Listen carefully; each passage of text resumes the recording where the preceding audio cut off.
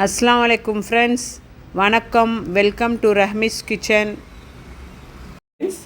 இது பாருங்கள், இது வாழைப்பூ. இது வாழைக்கொடப்பன்னு மலையாளத்தில் சொல்லுவாங்க. இதில் நம்ம பொரியல் பண்ணலாம். இது எப்படி பொரியல் பண்ணுறதுன்னு உங்களுக்கு காணிக்கிறேன். இதுக்கு நம்ம வந்துட்டு இது சின்னதாக இருக்குது பாருங்கள். இது மேலே இருக்கிற தோலெல்லாம் உளிச்சு எடுத்துடணும். உள்ளே இருக்கிறது மாத்திரம் தான் எடுக்கணும். உள்ளேனா ஒரு 3-4 லேயர் உளிச்சு எடுத்துகிட்டு அதுக்கு பிறகு இருக்கிறது தான் இது. அப்புறம் இதில் கொஞ்சம் கையில் எண்ணெய் தேய்ச்சிட்டு தான் இது கட் பண்ணணும், இல்லாட்டி கையெல்லாம் கரையாகும்.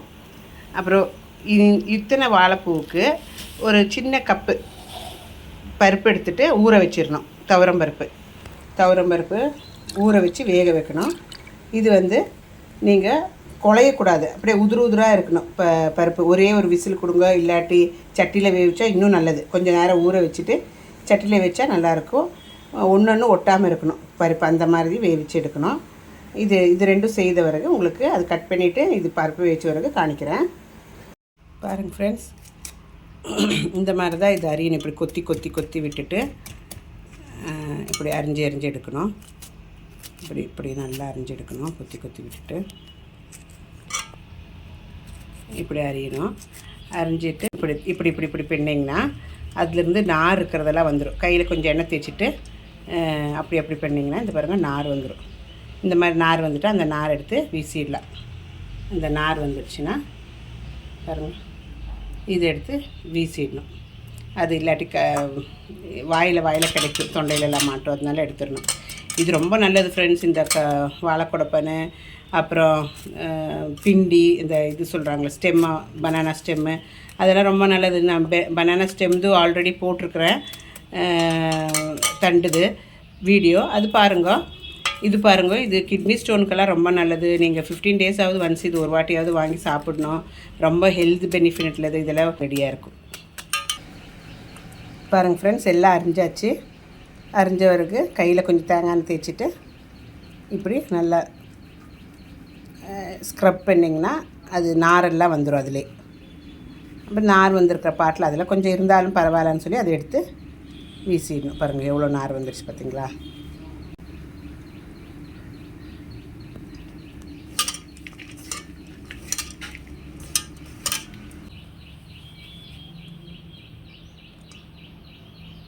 பாருங்கள் ஃப்ரெண்ட்ஸ், எவ்வளோ நார் வந்திருக்கு பாருங்கள். இங்கே இருங்க நார், அது போட்டுற வேண்டியது தான். இப்போ நீங்கள் கட் பண்ணுறதுக்கு முன்னாடி கழுகுறது தான். அதுக்கு பிறகு இது கழுகக்கூடாது. இது கட்டானவருக்கு கழுகக்கூடாது. இப்படியே டைரெக்டாக செய்கிறது தான்.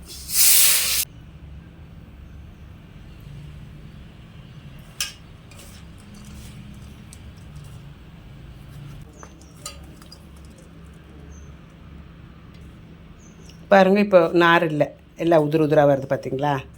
அந்த மாதிரி கட்டியாக இருந்துச்சுன்னா அந்த இதுலேயே நாராக சேர்ந்துக்கும். இந்த பக்கம் கையில் வச்சுருக்கிறது பாருங்கள், அதில் கொஞ்சம் கூடி நார் இருக்குது. மீதிலெல்லாம் நார் இல்லை. இந்த கையில் இருக்கிறதும் தேய்ச்சி எடுத்துட்டோம்னா ஆயிடுச்சு.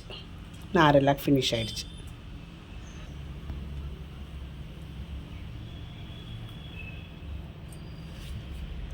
பாருங்கள் ஃப்ரெண்ட்ஸ், மொத்தமாக இவ்வளோ நார் வந்திருக்கு இந்த 2 வாழைக்கொடப்பனில்.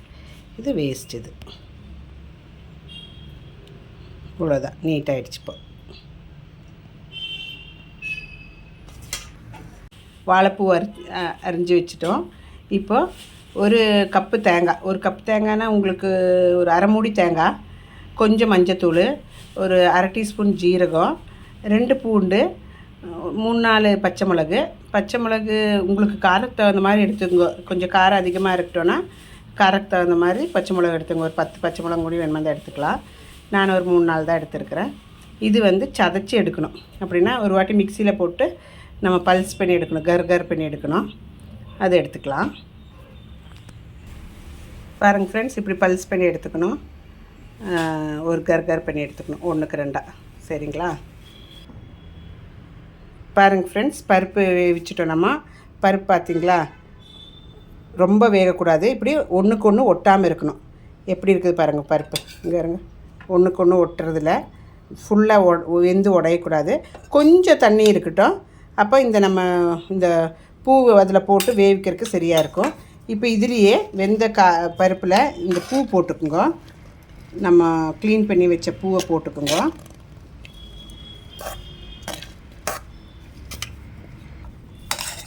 பூ போட்டு நல்லா இலக்கி விட்டுட்டு கொஞ்ச நேரம் அடுப்பில் வச்சு அந்த பூ வேகிற மட்டும் வைங்க.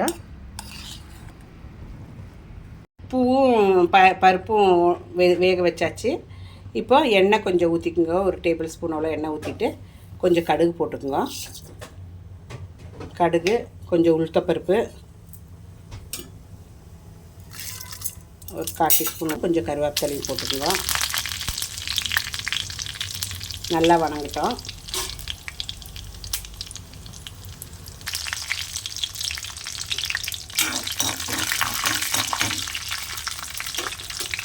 கடுகு உளுந்து பருப்பெல்லாம் வெடிஞ்ச பிறகு நம்ம வேவிச்சு வச்சுருக்கிற பூவும் பருப்பும் எடுத்து கொட்டிக்கலாம். ஃபஸ்ட்டு தேங்காய் சதைச்சி வச்சுருக்கோம் இல்லைங்களா, அது போட்டுங்க. தேங்காய், பச்சை மிளகு, ஜீரகம் எல்லாம் பிடிச்சி வச்சது அது எடுத்து போட்டுங்க. அது போட்டு ஒன்று நல்லா சூடாக்குங்க, இலக்குங்க. தேங்காய் கொஞ்சம் சூடானோன்னே வெந்த வாழைப்பூவும் பருப்பும் எடுத்து இதில் கொட்டி நல்லா மிக்ஸ் பண்ணிவிட்டு டிஷ் அவுட் பண்ணிவிடுங்க. டிஷ் அவுட் பண்ணதை காணிக்கிறேன் நான். இப்போ ஃப்ரெண்ட்ஸ் ரொம்ப நல்லாயிருக்கு. நீங்களும் வீட்டில் ட்ரை பண்ணுங்க. மீண்டும் அதர் வீடியோன்னு உங்களை சந்திப்போம். தேங்க்யூ, டேக் கேர், பாய்.